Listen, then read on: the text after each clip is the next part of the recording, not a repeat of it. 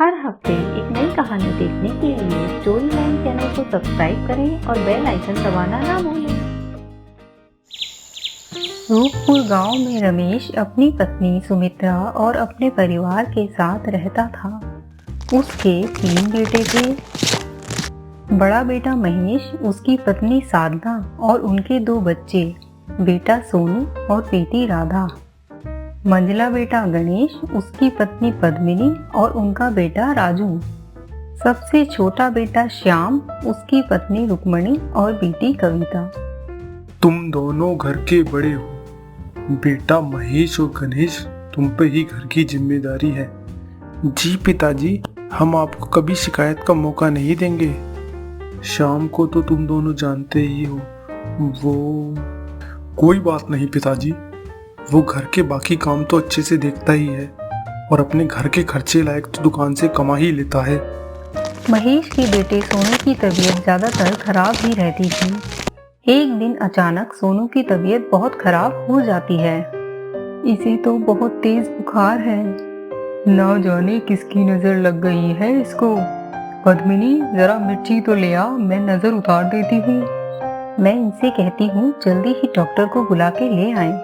कुछ देर में श्याम डॉक्टर को ले आता है। सोनू को अच्छी देखभाल और इलाज की जरूरत है। अभी के लिए मैं दवाई लिख देता हूँ, आप इसको समय पर देते रहना। सोनू की तबीयत अब ज्यादातर खराब रहने लगती है।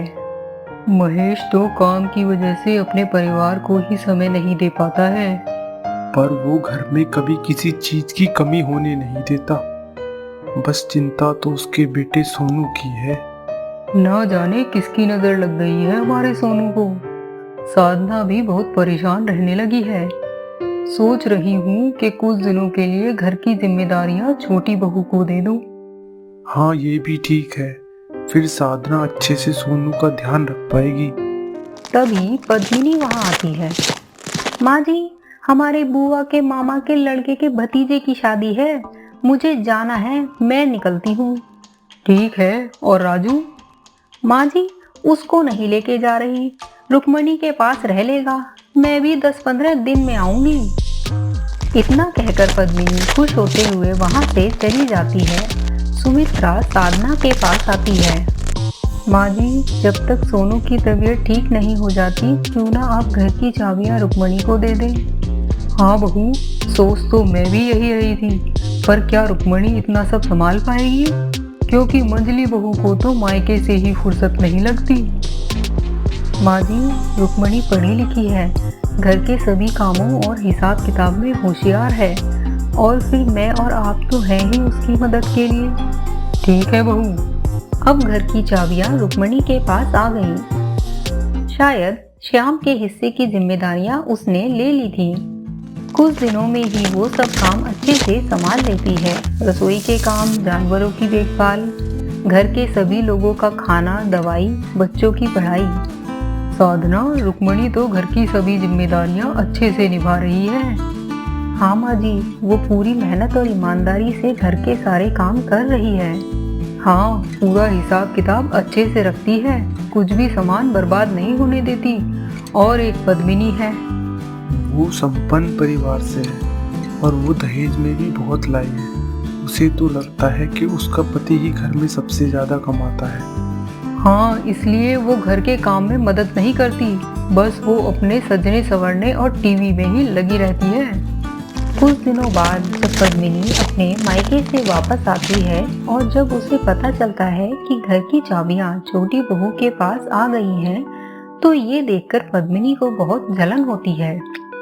उसे लगता है कि घर में सबसे अहम दर्जा उसी को मिलना चाहिए। इस घर में तो छोटे बड़े की कोई कदर ही नहीं है। मंझली बहू के होते हुए घर की चाबियां छोटी बहू को दे दी। मेरी तो कोई पूछ ही नहीं है इस घर में। तुम क्यों ऐसा सोचती हो? और तुम्हें तो खुश होना चाहिए कि छोटी ने सब अच्छे से संभाल रखा है। पर ये कहाँ की बात हुई? वो घर में सबसे छोटी है, छोटे भैया तो कुछ करते ही नहीं हैं, और उनकी पत्नी पूरे घर की मालकिन बनी बैठी है, और मैं उसकी नौकरानी। छोटी छोटी चीजों के लिए मुझे उससे पूछना पड़ा करेगा। तो क्या हुआ? वो क्या कोई गैर है? अपनों से पूछने में भी कैसी शर्म। तुमसे तो बात ही करना बेकार है। पद्मिनी परेशान होकर अपनी बड़ी बहन को फोन करती है और रोते हुए उसे सब बात बताती है। अगर तुझे घर की चाबियां चाहिए तो साधना और सास को खुश कर ले। कैसे खुश करूं उन्हें? जैसा जैसा मैं बताती हूँ वैसा ही करना। भला ये भी कोई बात नहीं, जीजा जी सबसे ज्यादा कमाते हैं और तू छोटी के टुकड़ों पर पले। पद्मिनी अपनी बहन के कहे अनुसार ही करने का सोचती है। पहले वो रसोई की तरफ जाती है। आज कैसे रास्ता भूल आई रसोई की तरफ। सोचा थोड़ी मदद कर दूं, लाओ सब्जी ही काट देती हूँ। छोटी जरा सब्जी तो ले आना, मंजली काटने को कह रही है। छोटी बहू अंदर से 5 किलो कटहल लेकर आती है। इसे देखते ही मंजली को पसीना आना शुरू हो जाता है। कटहल दीदी, वो मुझे कुछ काम याद आ गया, मैं थोड़ी देर बाद आती हूँ। पद्मिनी वहां से तुरंत चली जाती है। शाम के खाने के बाद मंजली अपनी सास के पास जाती है। लाओ माँ जी, मैं आपकी मालिश कर देती हूँ। अरे आज सूरज किधर से निकल आया? ठीक है, ये औषधियों वाला तेल है, इससे कर दे। पद्मिनी जैसे ही उस तेल को खोलती है उसमें बहुत ज्यादा दुर्गंध होती है। इतनी बदबू, मुझे तो चक्कर आ रहे हैं। पद्मिनी जल्दी जल्दी मालिश खत्म करने की कोशिश करती है। अरे अरे, ये क्या कर रही है? मेरे हाथ पैर तोड़ेगी क्या? तू रहने ही दे। इतना सुनते ही पद्मिनी झट मालिश को छोड़कर दौड़कर बाथरूम में आती है और घंटों तक साबुन से हाथ धोती है। उफ, ये बदबू कैसे जाएगी? बड़ा चली थी सास को खुश करने। पद्मिनी फिर अपनी बहन को फोन करती है। शाम से नहीं मान रही तो दाम देकर दे। कैसे दाम? उसकी बहन जैसा कहती है पद्मिनी वैसा ही करती है। अगले दिन पद्मिनी फिर से बड़ी बहू साधना के पास आती है। ये लो दीदी, 10,000 रुपए इस महीने के घर खर्च के लिए ले लो। अब बड़े भैया अकेले घर की जिम्मेदारियां उठाएं, ये तो नहीं देखा जाता हमसे। रुक्मणी को ये सुनकर बुरा लगता है। वो समझ रही थी कि पद्मिनी का इशारा किसकी तरफ है, पर वो कहती भी तो क्या। ले रुक्मणी, ये पैसे संभाल कर तिजोरी में रख दो।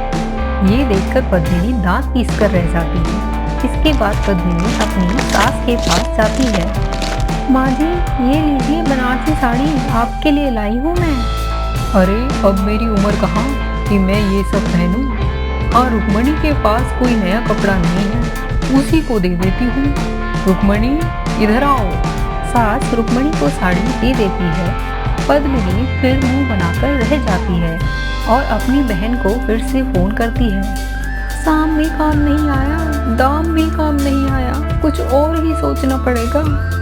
तो फिर दंड अपना, जब भी कोई मौका हाथ लगे राई का पहाड़ बना लेना। और जल्द ही पद्मिनी को वो मौका मिल गया। अगले दिन बाजार जाने के लिए रुक्मणी तिजोरी से पैसे निकालती है। जल्दी जल्दी में वो तिजोरी बंद करना भूल जाती है और बाजार के लिए चली जाती है। पीछे से पद्मिनी का लड़का राजू वहां आता है और तिजोरी से कुछ पैसे निकाल करके ले जाता है। शाम को रुक्मणी जब बाजार से आकर हिसाब करने बैठती है तो उसे रुपए कुछ कम लगते हैं, पर उसे नहीं पता चलता कि पैसे किसने लिए होंगे। अगले दिन वो देखती है कि राजू के पास बहुत सारे खिलौने होते हैं। राजू, ये सब तुम कहाँ से लाए? इतने पैसे कहाँ से आए तुम्हारे पास? वो चाची, मैं कल तिजोरी से पैसे तुमने लिए? राजू ये सुन के जोर जोर से रोने लगता है। ये सुनकर पद्मिनी वहाँ आ जाती है। क्या हुआ राजू? चाची ने मुझे कहा मैंने चोरी की। हाय राम, मेरे फूल से बच्चे को चोर बना दिया। इस घर के लिए इतना किया, तब भी आज ये दिन देखने को मिल रहा है। मेरी तो किस्मत ही फूटी है। तभी पास की खिलौने की दुकान का दुकानदार वहाँ आता है। बहन जी, ये लीजिए आपके 1500 रुपए। आपका लड़का राजू आया था खिलौने लेने और बाकी के पैसे वहीं भूल गया। दुकानदार के जाने के बाद पद्मिनी जानते हुए भी कि राजू ने गलती की है और ज्यादा हंगामा करने लगती है। अरे तो क्या हो गया, ले लिया तो हमारे ही पैसे और हमारे ही बच्चे के काम नहीं आएंगे। हम देते भी तो हैं, किसी और के टुकड़ों पर तो नहीं पल रहे। दीदी अब बात को बड़ा ना करो, राजू ने बिना पूछे पैसे लिए हैं जो कि गलत है। घर की चाबियां क्या मिल गई, खुद को मालकिन ही समझने लगी हो तुम तो। अरे खुद के दम पर करके खाओ तब पता चले आटे दाल का भाव। भाइयों के पैसे पर तो हर कोई मौज कर लेता है। इतना सब सुनकर रुक्मणी चुप हो जाती है और अपने कमरे में चली जाती है। उसको उदास बैठा देखकर श्याम उससे पूछता है, क्या बात है रुक्मणी, ऐसे अकेले क्यों बैठी हो? ये रोज रोज के ताने अब नहीं सुने जाते। मंजली दीदी घर की चाबियां चाहती हैं तो उन्हें सौंपकर हम यहाँ से चले जाते हैं। पर मेरी हालत तो तुम्हें पता ही है ना, ऐसे हम कैसे अलग रह पाएंगे? मैं भी कोई काम करूंगी, हम दोनों मिलकर कुछ ना कुछ कर लेंगे। जैसा तुम ठीक समझो। जब वो अपना फैसला घर पे बताते हैं तो घर वाले बहुत रोकते हैं, पर वो दोनों अलग घर के लिए निकल पड़ते हैं। पद्मिनी खुश होकर अपनी बहन को फोन करती है। अरे वाह दीदी, आपने तो कमाल ही कर दिया। इसे कहते हैं एक निशाने से दो शिकार। चाबियां भी मिल गई और रुक्मिणी से भी पीछा छूट गया।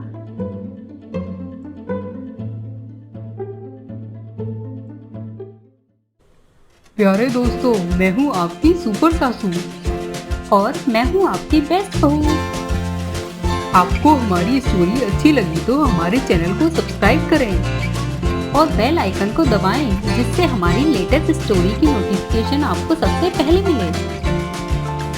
और हाँ, साथ ही कमेंट करके बताएं स्टोरी में आपको सबसे अच्छा कौन लगा, सास या बहू। जल्द फिर मिलते हैं प्यारे दोस्तों, तब तक हंसते